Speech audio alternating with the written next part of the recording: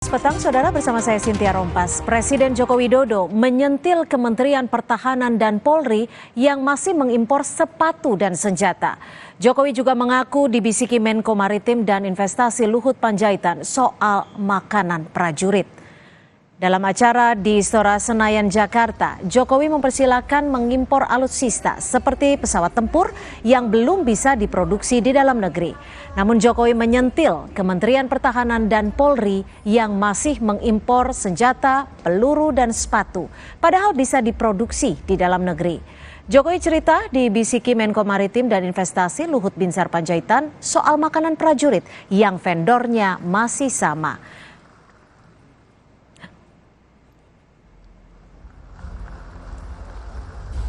Kalau senjata, peluru, kita sudah bisa. Apalagi hanya sepatu. Kenapa harus beli dari luar?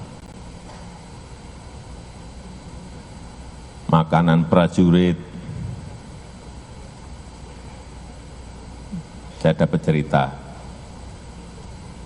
dibisiki Pak Jenderal Luhut Binsar Panjaitan. Pak Presiden, saya sejak jadi tentara sampai pensiun dan sekarang jadi menteri, penyedia barangnya kok masih sama. Mestinya semakin banyak penyedia itu akan semakin baik, karena harganya pasti akan kompetitif.